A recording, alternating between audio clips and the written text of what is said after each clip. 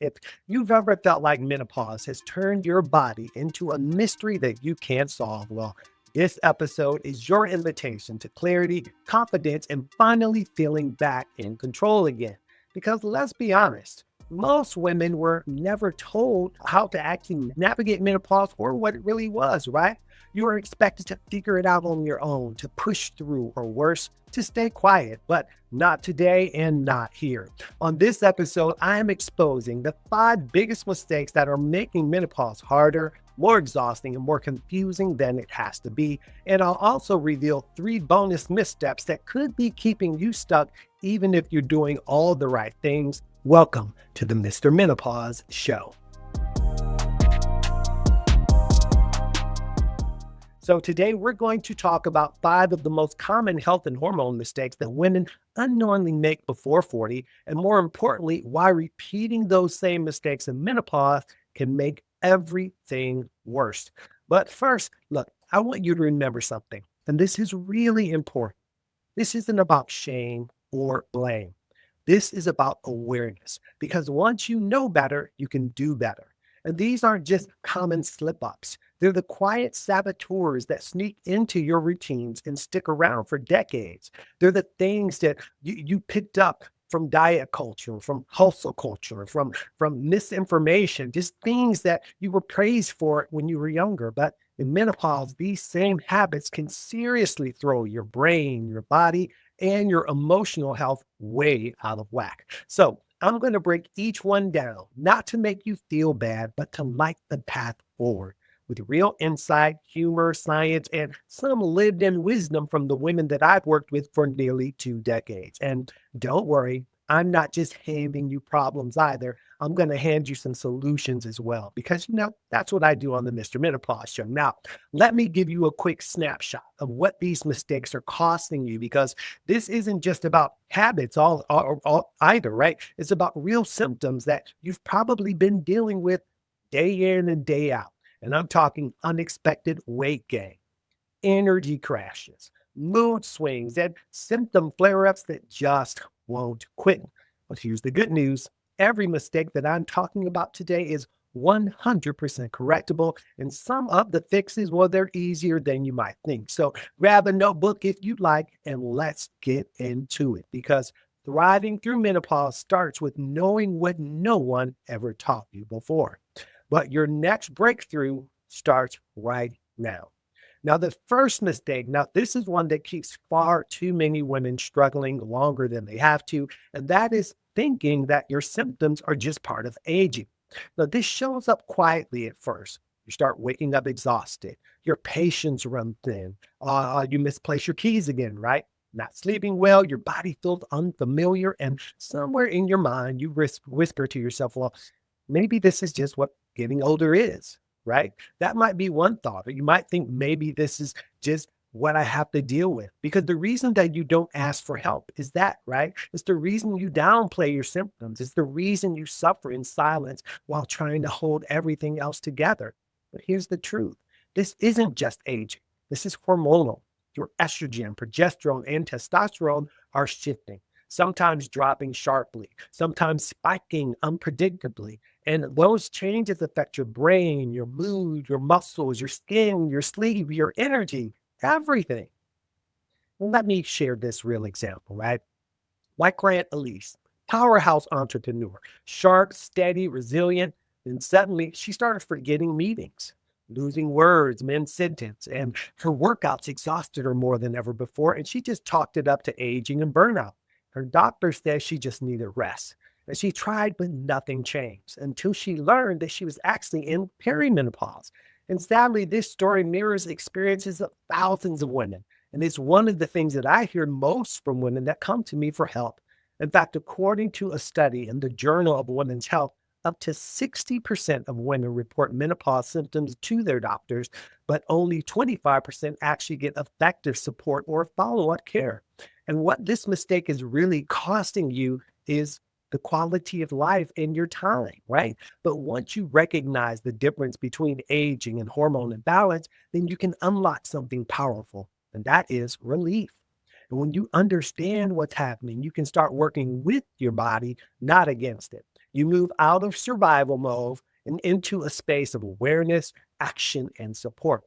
As Dr. Lisa Mosconi, director of the Women's Brain Initiative at Weill Cornell, she says that menopause is not a decline, it's a transition, but you can't navigate it blindfolded, right?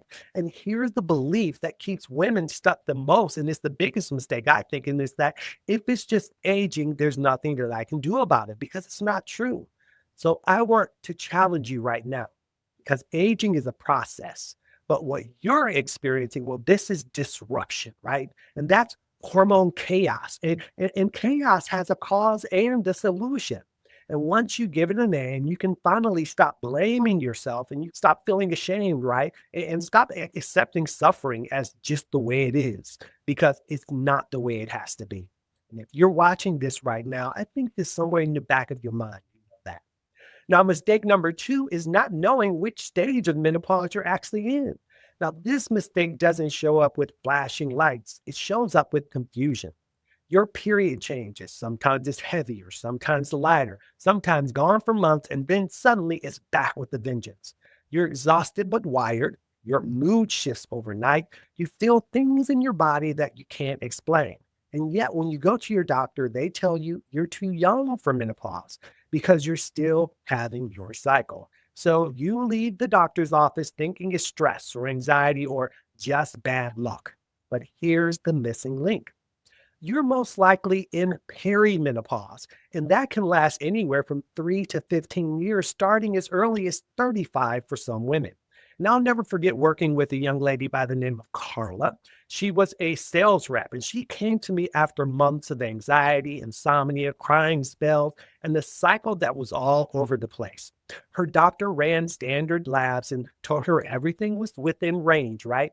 But we dove deeper and revealed that she had actually been in perimenopause for 2 years, facing all the classic symptoms without a single piece of education or support. But once we helped her understand what was happening, the overwhelm didn't disappear, but it absolutely became manageable because now she had an understanding and a plan.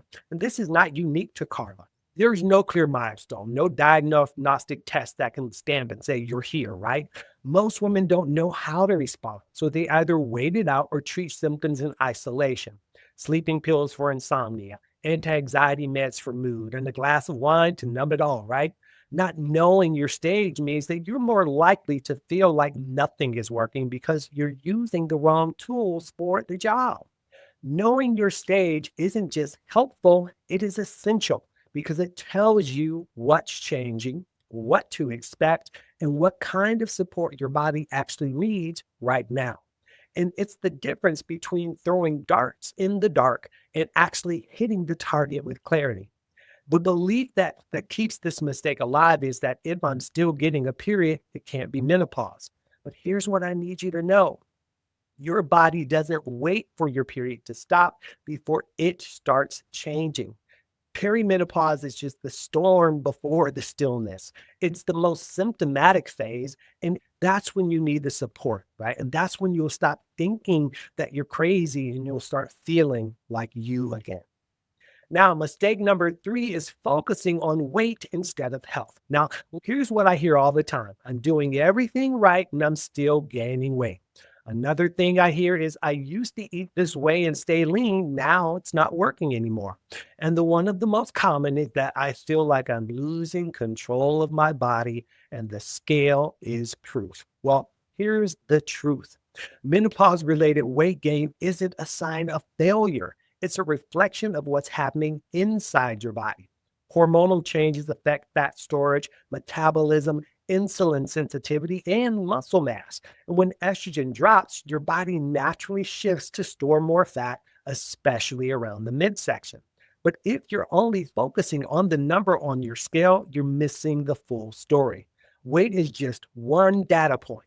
What matters more is muscle mass, bone density, blood sugar regulation, energy, inflammation, and stress resilience. There was a story in an article I read about a woman named Darla who was weighing herself daily. Her self esteem was completely tied to that number. But what the scale didn't show was that she was losing muscle, not just fat. And she was tired, moody, and constantly frustrated. Once she shifted the focus from shrinking to strengthening, everything changed. Her labs improved, her energy returned. She didn't just look different, she felt capable again. And according to Dr. Rekha Kumar, former chief of clinical nutrition at Weill Cornell, weight loss alone is not a win. The goal is fat loss, not muscle loss. The goal is strength, not shrinkage. So here's the shift that I want. Instead of chasing a number, start asking, am I building muscle? Am I managing blood sugar and stress? Do I feel energized, focused, and strong? See, because that is where health lives. The belief that holds women hostage is that if I can just lose the weight, everything will get better. No, because the truth is, it's not about being smaller. It's about being stronger for your hormones, for your health. The number on the scale won't fix fatigue, inflammation, or mood swings, but building strength will regulate hormones will, right? Getting the right support will. And that shift from appearance to vitality will. And that will be the turning point in every transformation. It's been the turning point in every transformation I've been part of. Mistake number 4 is following generic health advice. Now, let's talk about this for a minute because I want to talk about this belief that if I just eat clean, exercise more, sleep great, that everything will go back to normal, right? Now, is that bad advice? No, but it's incomplete because it's definitely not customizable for a menopause body, right? When your hormones are shifting, the rules change. The meal plans you used in your 30s, the workouts you used to work that used to work, they might not be effective because of menopause. And another thing I want to just be clear about is I want you to know that it's not your body working against you. It's actually you working against your body because you're still trying to hold on to things that is not serving your body at this point in time. It's no longer about calories in versus calories out as it used to be because this time it's about hormonal shifts. And basically, your body is trying to tell you what it needs and you're fighting it. Otherwise, you would be losing weight. Otherwise, you wouldn't be having poor joint pain. Otherwise, you would be able to balance your stress and to sleep well. But if you're not, then your body is trying to send you signals that you are not doing what is best to serve your body, right? And that's what I want you to know because actually, listen, there was an article in The Guardian back in 2023. A lady named Joanna shared how she followed every clean eating, uh, hit influencer on Instagram, believing that she just had to try harder, right? And that would be what would help her feel like herself again. And at 52, she was doing these intense workouts 5 days a week and eating perfectly, and yet she was gaining belly fat, felt foggy, and couldn't sleep. And she said, I started to feel like my body hated me. I thought maybe I was doing it wrong, and I never even imagined my hormones were part of the issue. But yet she's gaining weight, she's sleeping terribly and starting to resent her body. And why? Because her body needs have changed.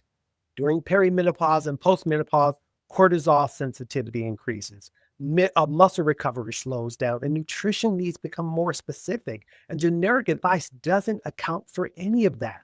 And research confirms this. In fact, a study in the Journal of Midlife Health found that menopausal women have unique metabolic patterns and require tailored approaches to food, fitness, and stress management. And here's the limiting belief that I think that drives this mistake is that if I just work harder and follow what's always worked before, that I'll get the results, right? I mentioned this before, but what worked before menopause doesn't work during it. In fact, it can actually backfire because overtraining raises cortisol, cutting calories wrecks your energy, ignoring recovery slows your metabolism. What works now must be designed about what your body needs, what your current biology is, not outdated Fitspo tips, right? This isn't about doing more, it's about doing what's right. Now, mistake 5 is trying to tough it out all alone. Now, this one is deeply personal and emotional for a lot of women, right? And so, because they just try to tough it out alone because they feel like that's what they're supposed to. But toughing it out alone doesn't just slow your progress, it isolates you. In the Huffington Post personal essay titled Menopause Nearly Broke Me While I Was Going Crazy, writer Stacey Freeman recounts her experience of juggling parenting, caregiving, and work while silently battling fatigue, brain fog, and intense anxiety. She never told anyone, not even her doctor, because she assumed it was just stress. Her words were, I didn't know that I could get help. I thought I had to keep pushing through it. I didn't want to be seen as weak. And her story echoes what millions of others say, right? Another said, every night I cry in the shower, grieving a version of myself that I no longer recognize. But here's the truth. Menopause isn't a personal failure to be endured. It's a health transition that deserves support. And according to the 2021 State of Menopause study, 73% of women say that they just deal with it because they feel like no one would understand, even though over 80% report symptoms that impact their daily lives. See, when you isolate, you delay healing, you delay hope. And when you reach out, everything begins to shift, though. So here's what I want you to hear. You are not weak for needing help. You are wise for seeking it. Menopause is not meant to be survived in silence. It's meant to be navigated with confidence, community, guidance, and real solutions. Now, I want to move on to our bonus missteps because these are really important. Now, the first bonus misstep that I think is important is ignoring the mental and emotional health impacts. So many women come to me so focused on the physical symptoms, the hot flashes, weight gain, and sleep, but they ignore the emotional ones that are just as real. Mood swings, anxiety, grief, rage, depression, disconnection. Sound familiar? These aren't just stress, they're neurochemical reactions to hormone changes, especially the drop in estrogen, which also affects serotonin and dopamine. And yet, most women are never told what's happening in their brain, and that is important for them to know this, right? In a candid New York Times interview, author and filmmaker, I think Jennifer Seibel Newsom, opened up about her menopause journey. She described unexplained rage, waves of sadness, and the fear that something was wrong with her mind. What she learned later was that it wasn't mental illness, it was estrogen decline affecting neurotransmitters. With education, support, and hormone therapy, she said, I could finally think again. I could breathe. But when you ignore emotional health, you disconnect from yourself and you start thinking that you're broken. You're not broken. You're just rewiring. But like any major system update, you need the right support in order to reboot. Now, bonus misstep number two is assuming your doctor knows menopause. This one is frustrating, but also should be eye-opening because many women assume OBGYNs or their general practitioner is trained in menopause care. But the truth is that most medical schools spend less than 4 hours on menopause education. Some spend none on it at all. So when you hear your labs look fine or it's just stress or you're too young for menopause, it's not always because your doctor doesn't care. It's because they were never taught what to look for. Well, in a Washington Post profile on midlife health gaps, a woman named Dana actually recounted visiting 4 different providers for brain fog, weight gain, and sleep problems. Each dismissed her concerns or prescribed anxiety meds, right? And it wasn't until she found a menopause informed clinician that her hormone levels were tested and her low progesterone explained everything.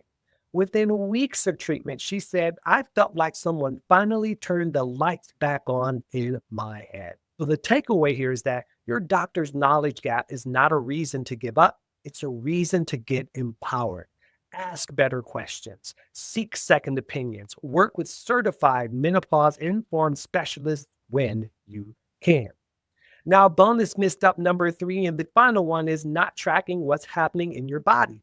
If you're not tracking, you are guessing. And when you guess, you miss patterns. You lose insight. You delay progress. Tracking doesn't have to be complicated either. You can use a simple journal, a notes app, or a simple tracker. But writing down what you're feeling, energy, sleep cycles, mood, digestion, it gives you data. And in a story published by NPR Shots, a woman named Clarissa explained how tracking her daily symptoms in a journal helped her to realize that her migraines and her sugar cravings peaked at the same point in her irregular cycle each month. Now, that insight led her to speak with a provider who specialized in hormone health and helped to provide her with with what she needed, right? She discovered an estrogen progesterone imbalance and that had gone undetected for years. And she said, I never thought that a simple notebook would help me get back my life. That data becomes clarity. That clarity becomes confidence, and that confidence leads to solutions. Because now you can connect the dots between what your body's telling you and what it needs. If there's one thing I want you to take from this segment, it's this: stop pushing through, guessing, or going it alone. Start tracking what's changing. Question outdated advice and know that getting support is not weakness, it is wisdom. And you deserve personalized solutions, not one size fits all guesses and all that crap, right? And that moment that you begin to turn in your body around and you start to see the clarity and you start to see what's really going on, right? You can start to do the things that your body actually needs in order to thrive and not just survive. Again, I'm Tafika here, Mr. Menopause here, your go-to source for reliable menopause and healthy aging support. And until next time, stay safe and be well.